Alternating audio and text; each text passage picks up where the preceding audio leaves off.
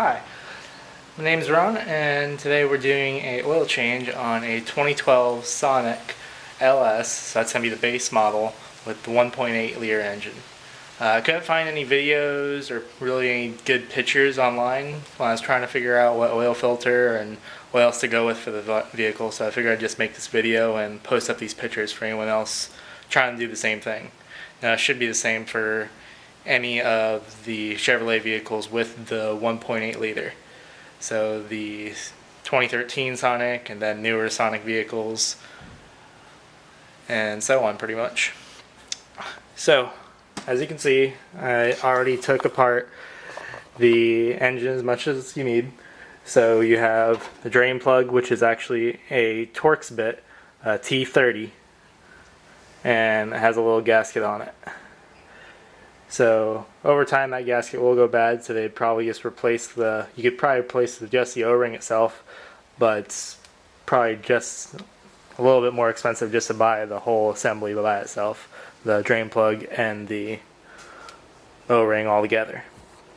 Now, some of you guys might not be familiar with these, but this is a drop-in filter for this vehicle. It doesn't use a normal filter with a canister. It's pretty much just a filter element that drops inside of there and clips into there and then screws back on inside the car. So for instance, this guy goes right down in there. So you have the front of the vehicle, you have the oil cap, and right next to the exhaust manifold you'll have this upside down, and that has actually a 15/16 nut on the top, so you can use a 15/16 wrench or a 15/16 socket to take that off. Then you just unscrew that. I put a rag beneath it, that way it didn't spill any oil. There wasn't really a lot of oil in there once I started unscrewing it, but I did notice when that did happen, I did get a lot more oil coming out of the oil pan. So once the filter got loose, it pretty much drained that cavity where the filter sits in. Now as far as the oil plug, it's going to be on the driver rear side of the oil pan on the very bottom.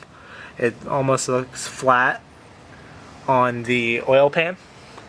So as you can see, we're looking straight at the exhaust elbow there, and then right where all that oil is dripping is where the oil pan is. If my camera will focus, let's zoom back out. Okay, that's a little better. So you can see it's all the way in the back there. And I'll have some pictures at the end of this video to go over everything. Now this vehicle requires 5W30, and then it mentions that it must be Dexos certified oil for it to work in this engine. The only two oils I found, I got this at Walmart obviously, were this Mobil 1 5W30. This is just their standard 5W30, it's not their high mileage. Their high mileage is not Dexos certified, and their extended isn't either, so it's just got to be the normal 5W30 Mobil 1.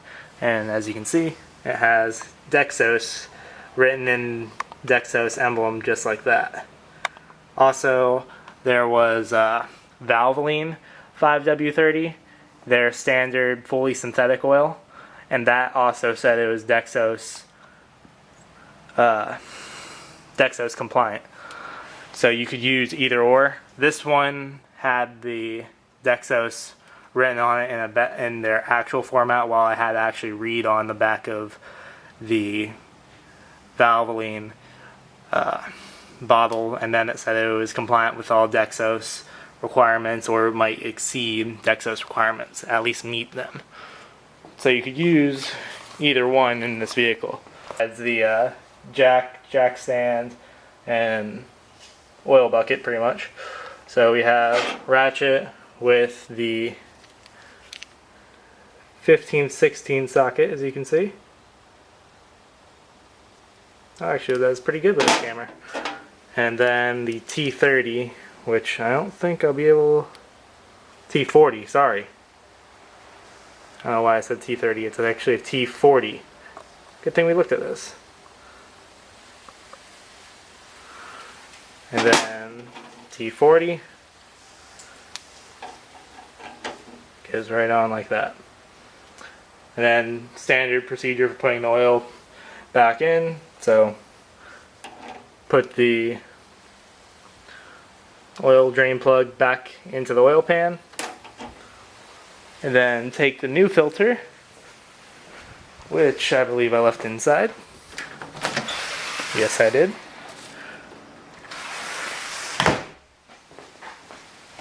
In this car, it is a CH10246 by Fram. If you go into the owner's manual, you can also find the AC Delco filter. And there is also another brand that makes a filter that works in this one. Now this filter is, of course, a little different, just like anything else on this car for the most part. So when you unbox this, you'll see you have the filter element, just like that, and it has two different ends on it. Has this one end that has these 4 prongs, and what those do is those actually clip up inside where that 15/16 nut is. So let me go grab that. Then the bottom end just drops down into that cavity inside the car. Now also inside here you have a rubber O-ring, and that actually goes on the outside of that larger piece.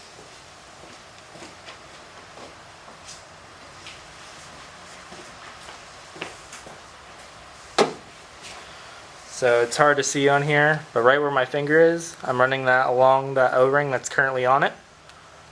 And that you can simply take off with a little pick.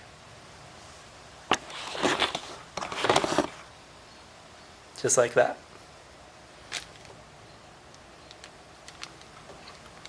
So try not to use the plastic, but just the O-ring itself. And you can just pull it off just like that. Real simple, real easy. So then, like I was saying, this filter drops in with those prongs into the bottom of here. So when you push that all the way in, you hear that? It's snapped in place into the top here. So right now, it's not going to go anywhere. So those little tabs are actually holding up against the 6 parts of the nut here, and then holding that in place. Now don't forget to put this on, otherwise you'll have it leaking once you get oil pressure to it. Now of course, just like any O-ring on any older filter, you're going to want to lubricate this with oil. So let's go grab the new oil. Then just to check again, it is the Dexos Oil that GM recommends.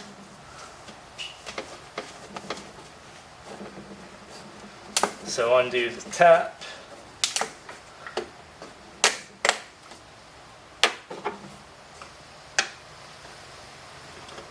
Then you can cut open the silver ring up top.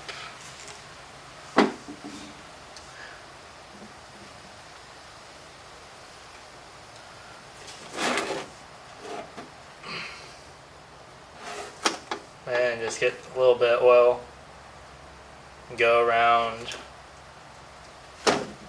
this. Technically you should be using gloves, you're not, to protect your skin from getting damaged by oil, probably cause cancer.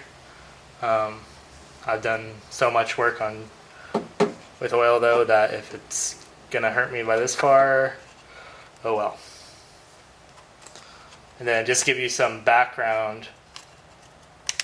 So then as we roll this back over and then into that bottom groove, There we go. I worked on a lot of engines, did a lot of engine rebuilds.